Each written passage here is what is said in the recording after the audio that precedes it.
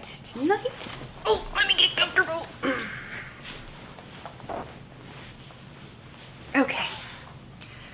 Okay, we are going to read The Lorax by Dr. Seuss.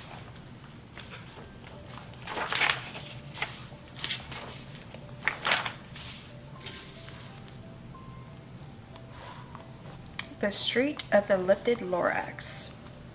At the far end of town, where the grickle grass grows, and the wind smells slow and sour when it blows, and no birds ever sing, excepting old crows, in the street of the lifted Lorax. And deep in the grickle grass, some people say, if you look deep enough, you can still see today where the Lorax once stood, just as long as it could, before somebody lifted the Lorax away. What was the Lorax, and why was it there? And why was it lifted and taken somewhere? From the far end of town where the grickle grass grows, the old onceler still lives here. Ask him, he knows.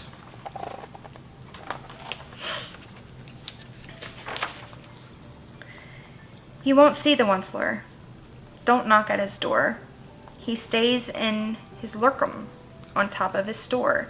He lurks in his lurkum, cold under the roof, where he makes his own clothes out of muffered moof.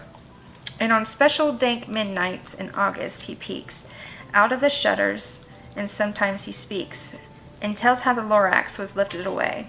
He'll tell you, perhaps, if you're willing to pay.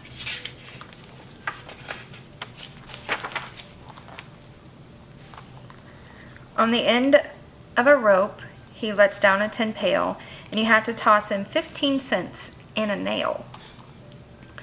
In the shell of a great-great-great-grandfather snail. Then he pulls up the pail, makes the most careful count to see if you've paid him the proper amount. Then he hides what you paid him away in his snub, his secret strange hole, and his grooveless glove. Then he grunts, I will call you by whisper-ma-phone, for the secrets I tell you are for your ears alone. Slup, down slups the whisper-ma-phone to your ear, and the old onceler whispers are not very clear, since they have to come down through a snurgly hose, and he sounds as if he had smallish bees up his nose. Now I'll tell you, he says, with his teeth sounding gray, how the Lorax got lifted and taken away. It all started way back, such a long, long time ago. Way back in the days when the grass was still green, and the pond was still wet, and the clouds were still clean, and the song of the swami swans rang out in space. One morning I came to this glorious place, and I first saw the trees, the truffula trees, the bright-colored tufts of the truffula trees, mile after mile in the fresh morning breeze.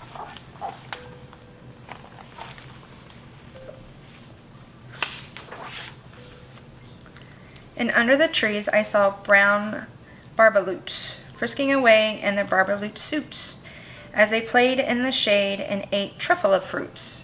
From their rippleless pond came the comfortable sound of the humming fish humming while splashing around. But those trees, those truffula trees. All my life I've been searching for trees such as these. The touch of their tufts was much softer than silk, and they had the sweet smell of fresh butterfly milk. I felt a great leaping of joy in my heart. I knew just what I'd do. I unloaded my cart. In no time at all, I had built a small shop. Then I chopped down a truffula tree with one chop. And with great skillful skill and with great speedy speed, I took the soft tuft and I knitted its need. The instant I'd finished, I heard a gazump. I looked. I saw something pop out of the stump of the tree I'd chopped down. It was sort of a man. Describe him, that's hard. I don't know if I can. He was shortish and oldish and brownish and mossy, and he spoke with a voice that was sharpish and bossy.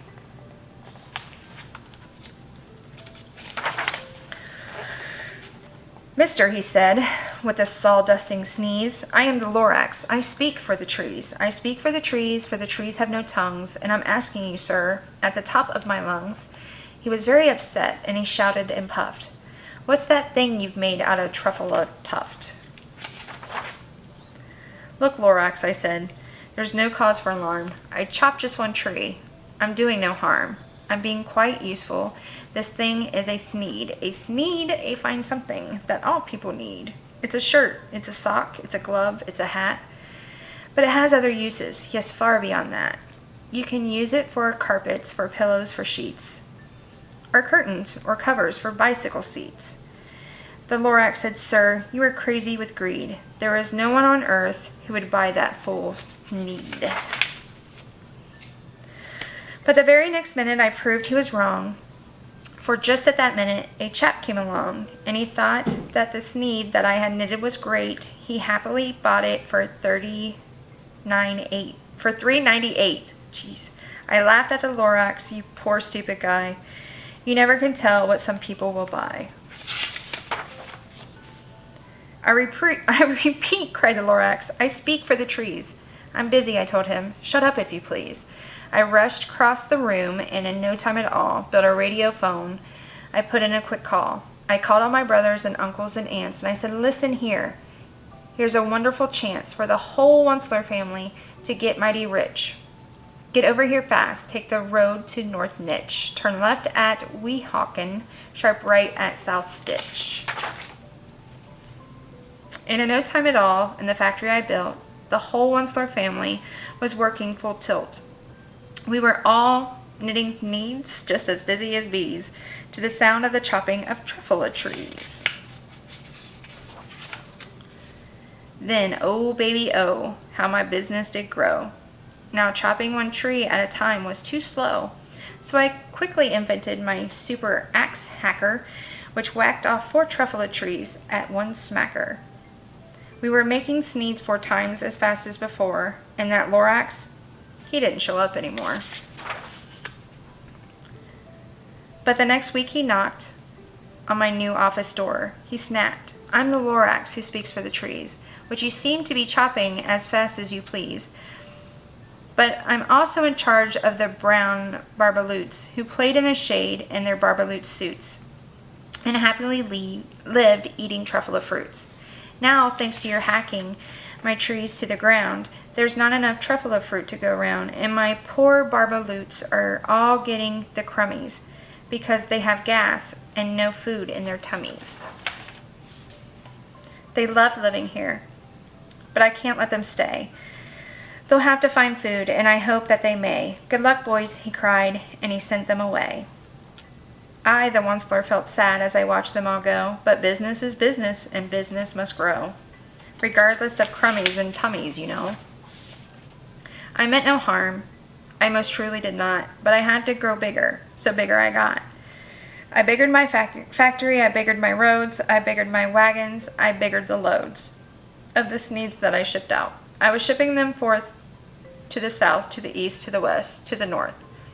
I went right on biggering, selling more sneeds, and I biggered my money, which everyone needs.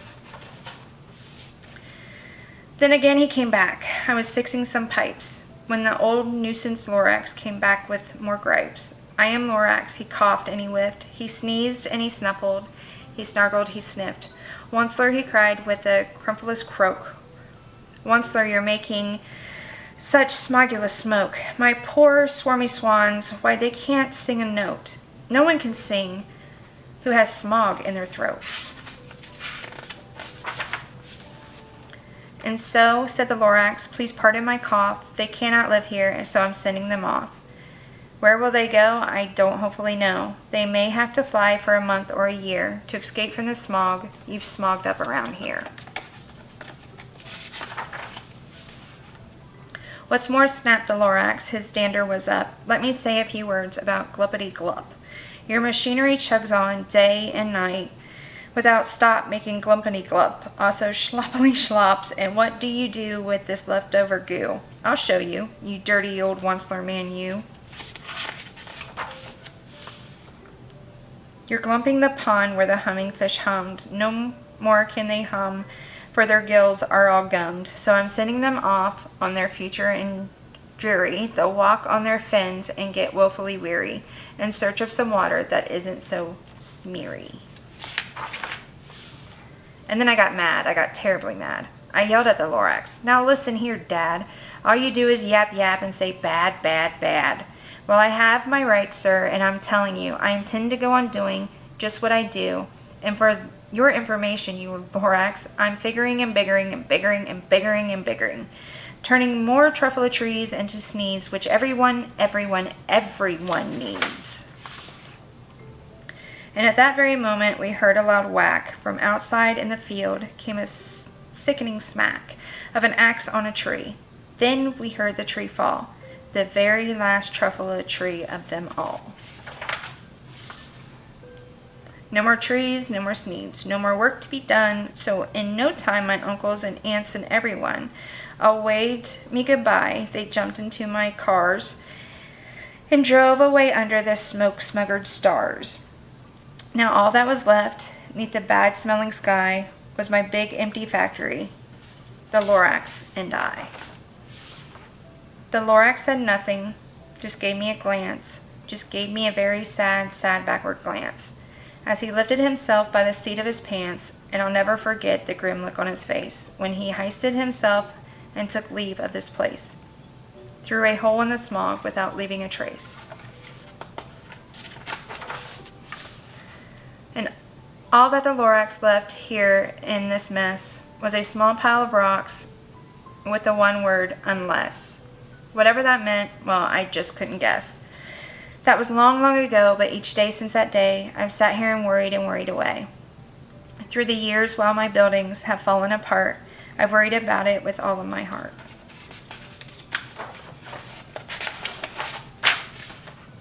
But now, says the Onceler, now that you're here, the word of the Lorax seems perfectly clear. Unless someone like you cares a whole awful lot, nothing is going to get better. It's not. So, catch, calls the Onceler. He let something fall. It's a truffle seed. It's the last one of all. You're in charge of the last of the truffle seeds, and truffle trees are what everyone needs. Plant a new truffle, treat it with care, give it clean water, and feed it fresh air. Grow a forest, protect it from axes that hack, then the Lorax and all of his friends may come back.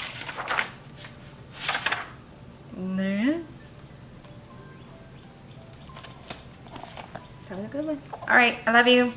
Good night. I'll see you in the morning.